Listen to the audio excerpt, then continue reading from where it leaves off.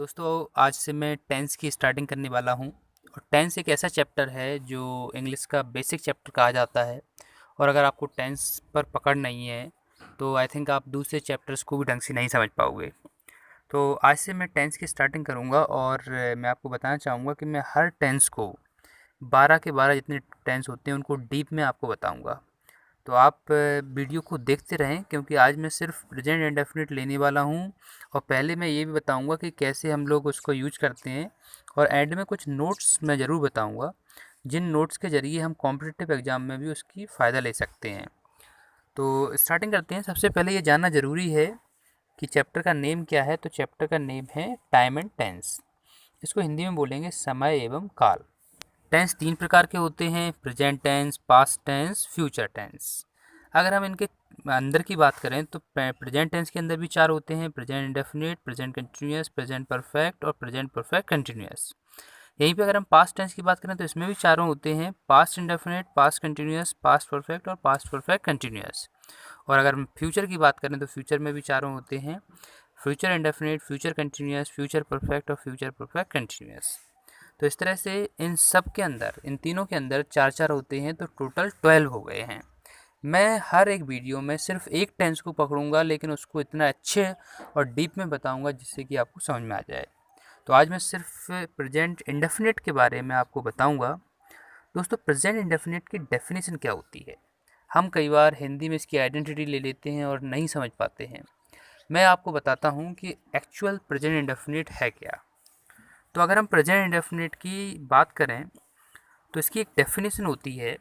और डेफिनेशन है कुछ इस तरह से है: the action which talks about daily routine, habit, repeated action और universal truth is put in this category of tense.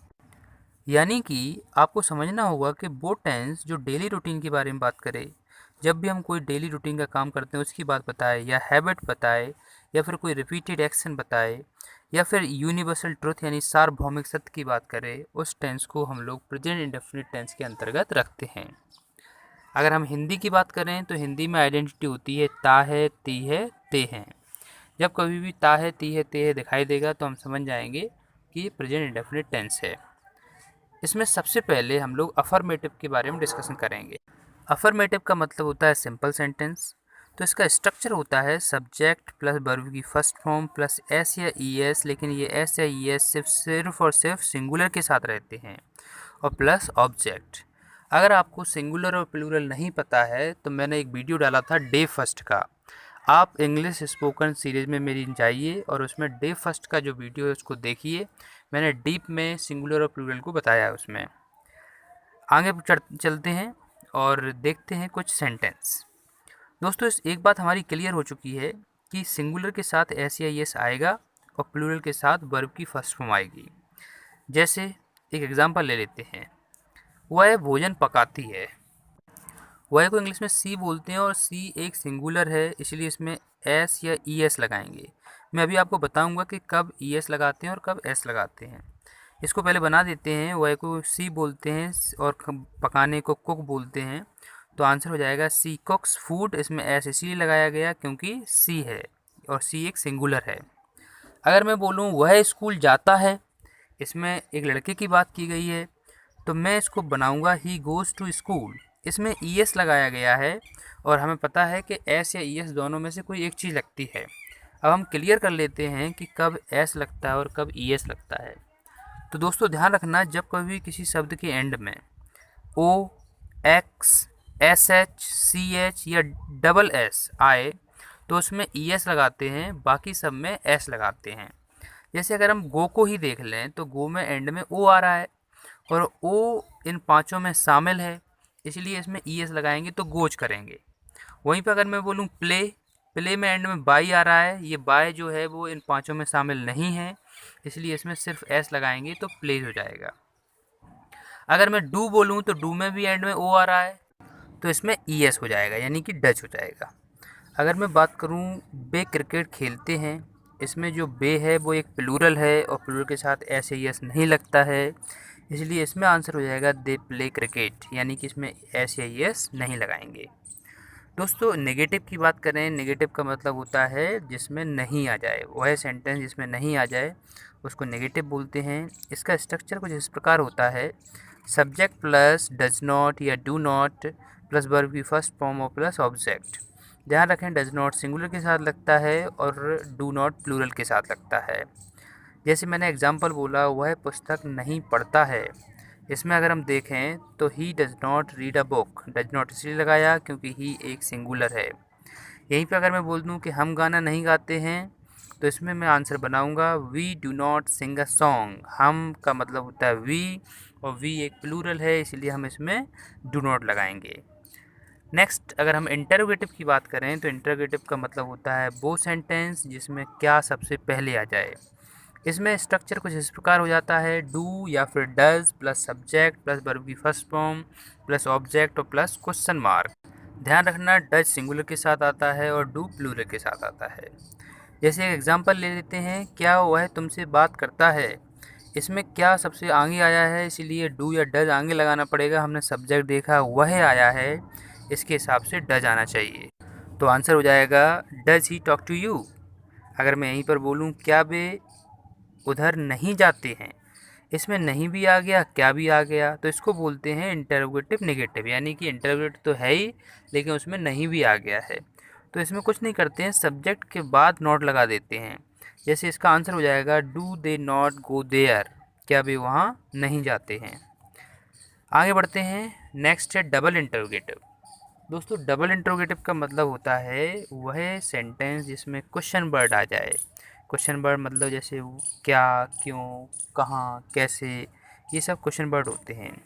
जैसे एक एग्जांपल ले लेते हैं, मैंने बोला वह उधर क्यों जाता है, इसमें बीच में क्यों आ गया है, तो क्यों को हम आगे लाएंगे तो आंसर हो जाएगा why does he go there, और क्वेश्चन मार्क लगाएंगे तो आंसर हो जाएगा why does he go there. Next इसमें कुछ अंतर नहीं आया है, तो वाई सिर्फ आगे लगा दिया है और बाकी जो बचा हुआ सेंटेंस है वो इंटरोगेटिव की तरह ही बन रहा है। अगर मैं बोलूँ वह क्या करता है, तो दोस्तों इसमें बीच में क्या आ गया है, क्या आ गया है, तो हम लोग व्हाट आगे लगाएंगे तो आंसर हो जाएगा व्हाट डज ही डू।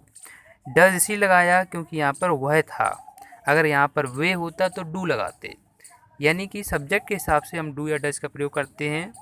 तो आई थिंक आपको यहाँ तक क्लियर हो चुका होगा। अब मैं कुछ इम्पोर्टेंट नोट बता देता हूँ, वो नोट्स आपको कॉम्पिटिटिव एग्ज़ाम में बड़े हेल्पफुल होंगे, क्योंकि हम कुछ शब्द ऐसे होते हैं जिनके माध्यम से समझ सकते हैं कि किस कौन सा टेंस सिर्फ और सिर्फ प्रेजेंट इंडेफिनिट टेंस ही है।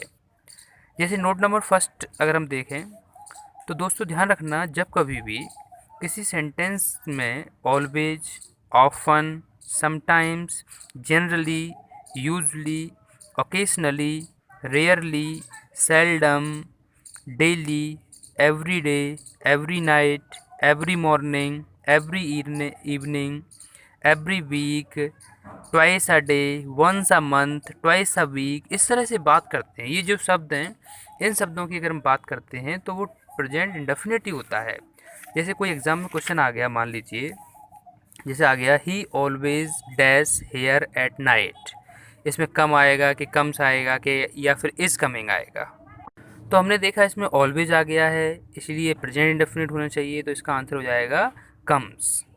यहीं पे अगर मैं एक और सेंटेंस लूँ, he generally dash there at night, यहाँ पर गोज, गो या गोइंग, तो हम देखेंगे यहाँ पर जनरली आ गया, इसलिए हमें गोज लगाना चाहिए, क्योंकि जनरली जो है वो प्रेजेंट इंडेफिनिट के बारे में बात करता है। तो आप लोग जितने भी मैंने ऊपर वर्ड्स लिखाए हैं उनको ध्यान से समझ लें, और उनको जब कभी वो किसी एग्ज़ाम में दिखाई दें तो आप समझ लेना कि इसमें प्रेजेंट इंडेफिनिट का स्ट्रक्चर लगाना है। आज का नोट नंबर 2 है, यूनिवर्सल ट्रुथ को दिखाने के लिए प्रेजेंट इंडेफिनिट टेंस का प्रयोग किया जाता है। यूनिवर्सल ट्रुथ क्या होता है दोस्तों? यूनिवर्सल ट्रुथ होता है सार्वभौमिक सत्य, जिसको कि पूरी दुनिया माने, उसको बोलते हैं universal truth.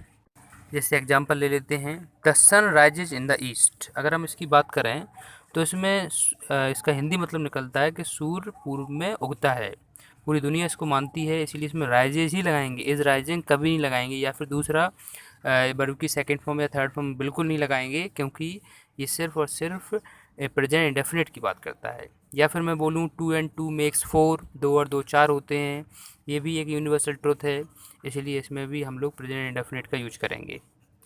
Next point, note number 3, याद रखें कि प्रोवर्ब्स यानी कि कहावतों को दिखाने के लिए भी हम प्रेजेंट इंडेफिनिट का प्रयोग करते हैं।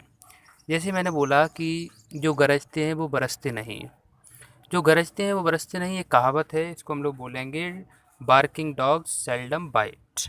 तो इसमें सेल्डम भी आ गया, इससे भी हम समझ सकते हैं। नहीं तो हम समझ गए कि जब कभी भी प्रोवर्ब्स यानी कि कहावत की बात करेंगे तो उसमें प्रेजेंट इंडेफिनिट का प्रयोग करेंगे। आई थिंक आपको क्लियर हो चुके होंगे। अगर वीडियो पसंद आया है तो प्लीज़ शेयर करें, लाइक करें, जिससे कि दूसरों को भी फ़ायदा मिले। Thank you very much, thanks a lot.